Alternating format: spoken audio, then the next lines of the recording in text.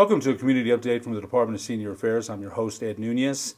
Today's title of the show is Talking Talons Youth Program. And as part, Manzano Mesa is a multi-generational center, and the Talking Talons Youth Program has met several times there, probably 8 or 9 times within the past 2 or 3 years. It's always a pleasure to have them. This show is focused on senior affairs, but being a multi-generational center, it's also focused on youth affairs as well. And it's our pleasure to have as our guest today Betsy, Fulreader, who's the Youth Advisory Council leaders on the Youth Advisory Council leadership of Talking Talons, and also Conrad, Greaves, environmental educator and senior educator. You're a senior educator as well, Betsy, and Conrad, you're an environmental educator with Talking Talons. So welcome to you both. Thank you very much. It's Thank so you. nice to be here. Yeah, I know how excited you are, Betsy, about this show, and you and I had actually talked about this a couple of times, so I'm glad we were finally able to make this happen. But I think one of the first questions that people are going to want to know, and I know that I asked you a couple of these things myself. I'm not always able to step into every meeting that we have in Manzano Mesa, but I think they're all important to us. You know, they all lump together into our mission. A multi-generational center has a lot of things that go on and things that tie together. So when you talked about the Talons Youth Program, we have our own our youth program there. And so you guys are a little bit different as far as what you're just finishing up a grant now, you tell me. Correct. But I think one of the things I want to ask you first is, what is Talking Talons? A lot of people are going to want to know, what is Talking Talons? Very good question. So first, Talking Talons Youth Leadership is a nonprofit organization funded by multiple grants. And it is, our mission is to elevate youth and to prepare them for a future as an environmental educator, to be advocates and stewards of environment, wildlife, and themselves. Everything that we do is to empower youth and to make them feel proud of themselves and to build up their self-esteem and to create a connection. So one of the grants that you're talking about, that Ed was just talking about at Manzano Mesa Multi-Generational Center, we had a grant called, it was funded by NIFWF, National Fish and Wildlife Foundation, which was made possible by Wells Fargo and the Forest Service. And there we had 2 things that were given to us, a conservation crew and a youth advisory council. And that is where we came to Manzano Mesa, and we had 5 meetings from January to May, where youth ages 15 to 25 came to these monthly meetings, and at every single meeting we had a different professional come and talk to youth. And they had to bring some kind of educational piece to it and ask some questions about a real-life environmental problem that students had to develop their critical thinking skills, problem-solving skills, develop communication and public speaking. So at the meetings we had a round table. It was like, we called it a round robin. And students had to, were given a question, and then there was, if they didn't understand it, we would rephrase it so that they'd understand it better. We had some YAC cabinet mentors who were Carl Malcolm with the Forest Service, Yancey Ranspot with Rocky Mountain Research Station with the Forest Service, and we had Steve Glass with Ciudad Soil and Water Conservation District, and Attila Bailey with National Park Service. And all of these members were the Youth Advisory, the YAC, Youth Advisory Council YAC mentors, cabinet mentors, and they came to every single meeting. Boy, that's what's right. Up to go ahead, I'm sorry. But the important thing that they were there as a neutral party, there just as a guide for students who didn't understand a connection, didn't know how economy fit in, or how public lands were related to schools, or that public lands, a lot of kids didn't even know what public lands were, and how they were lands that belong to everybody and are available to everybody. And so they were an incredible resource, and they made the meetings very thorough and time effective, and the students learned a lot. Yeah, gosh, when you talk about public lands, I mean, Bureau of Land Management, there's so many things that even me as an adult, I'm not sure of, and how things break down in agencies. I have friends that have land up in north, and they always tell me about the grazing rights, water rights, things like that. There's so many important things. But the question being, there's a lot of youth programs that concentrate on athletics, things like that. I love the concentration on the environment. Why the Talking Talons, the grant, why does it focus so, and I'm glad it does. I just want to know, and the viewers will want to know too, why so much on the environment? Why so much on the environment? Very good question. So 2 years ago, Elaine Corman, the forest supervisor of the Forest Service, came to Talking Talons, and she said she wanted some platform where she could connect professionals and youth and grasp youth voice, because last year the Forest Service was revising their forest revision plan, and that gets updated every 15 years about. Well, this one hadn't been updated for about 20 plus years. And so the students, this was a great avenue for youth to talk about what they want to see in the Sandy Mountains, in the Cibola National Forest. What trail, do they think trails are important? Recreation, do they think it should be protected? Should some of it become private land? Should there be mining? You know, this was an opportunity for youth to really talk about their opinion and to talk to the Forest Service on equal grounds, which is really rare. So you're seeing that at a young age, and I think that's great. At a young age, they're going to take some ownership of that. And environmental issues, you know what, the approach that Washington has now, we don't know. I mean, there's been presidents that want to protect the environment. I don't know if President Trump is going to be so environmental friendly. I'm not sure. So I think that you're making, you know, I don't want to criticize any political party. That's not what the show's about. But but I think that you're making your youth already aware. Gosh, when you mentioned Sandy and Cibola, I mean, new trails, recreation, respect for the outdoors, take care of your environment, because it belongs to us all. Right. So if you're telling that at a young age, wow, what's the buy-in? The buy-in? So we tell these students, come. First, they get free food. That's a buy-in right That's away. a buy-in. Yeah. Second, it's great networking. They build their resume. They are meeting with potential employers. And then at the end, it all culminates in a youth summit where youth have to formally report out on their answers to their opinions to community members and to important partners, or any partners that choose to come, really. And it's a formal report out, so they have to really hone down on their public speaking skills, and then they receive a certificate for their and to recognize their efforts. But yeah. And there's an entire review panel of evaluators that evaluate the students. Man, I'll tell you what, you're touching a lot of people here. Yeah, I love kids. I've worked with youth all my life, just about since I was 16. You know, I'm 55 now. It's a long time. So when you talk about things like that, and you know, a lot of things we did were geared around sports. There's way more to life than sports. I get that. So when you're talking about public speaking at such a young age, I remember having a class in college and being so nervous because we'd have to go through public speaking, then they'd play it back before the entire class. Oh, I used to hate that class, but it made me a better public speaker. So when you're talking about those skills at such a young age, wow. And they're going through people that are going to help them. They're going to mentor them. Maybe you don't know for how long. You have no idea. It might not just be for now. You never know, because you know, with communication these days, emails, you know, there's so many ways they can keep in touch. You have no idea of the lives you're affecting. You know, I'm sure you do. I should take that back. I'm sure you do. Conrad, I don't want to leave you out of here. You want to talk about your guest that we have here? Oh, sure. So today I brought with us one of our, we call these animals environmental. They're educational ambassadors for their species, so they're non-releasable live wildlife. And so Talking Talons, we're lucky enough to have a number of these animals that we take out regularly to school groups, to schools, classrooms, community centers, and we really enjoy teaching youth about our animals. So this animal's name is Amiga. Amiga is a ball python, and so ball pythons are called ball pythons because it's a defensive strategy.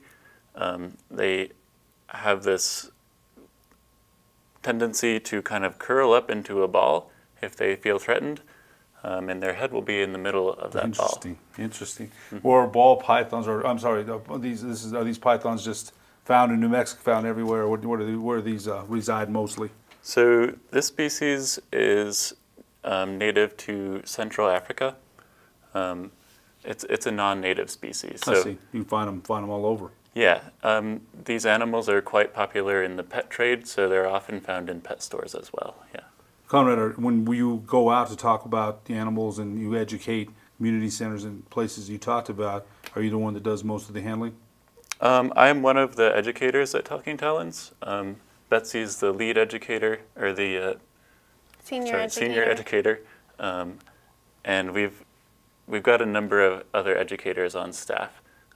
We also have the animal caretaker is also our program director at Talking Talons. And she will sometimes attend our classroom and community center visits as well. That's another important thing too, because you're teaching the youth about don't be afraid, training, ways to approach. If you see a certain type of snake, identification, because if they're going to go out there and hike and on trails, things like that, those things are really important. They really are. So let's go back to the questions. I want to make sure I got Conrad and his friend in here, and we did. What are your youth programs, and for what age groups, Betsy?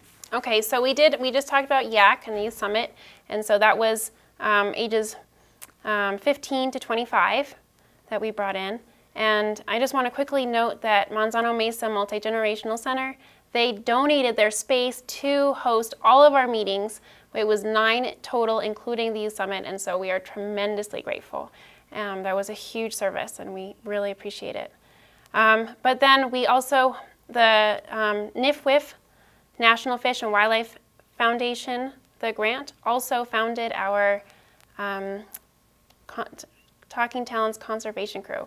Mm-hmm. Did you want to talk about it? Yeah. So I'll start off with a little story about how I got involved at Talking Talons. Mm-hmm. And so Betsy, last year, it was the first or second year of... The first year. So it was the first year of the Youth Advisory Council. And I was taking courses at UNM at the time, and one of my instructors told me that I could get course credit for attending the Youth Advisory Council meeting. So I wanted credit. I wanted a better grade in the course, so I went. And that's where I met Betsy and Talking Talons. And I continued to go to these meetings, not only because there was usually pizza, but also because I really enjoyed talking about these environmental problems and being part of the solution. So Talking Talons kind of helped, or they recognized Betsy was key in this. They recognized that I was committed, I was involved, and they offered me a position on the Talking Talons summer conservation crew.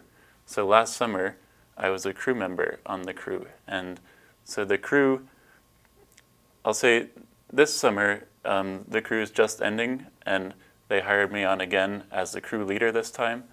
So I'm pretty familiar with what the crew is and how it works. And so it's the other half of this National Fish and Wildlife Foundation grant. So we partner with Forest Service frequently. We go out and we directly work on Forest Service lands.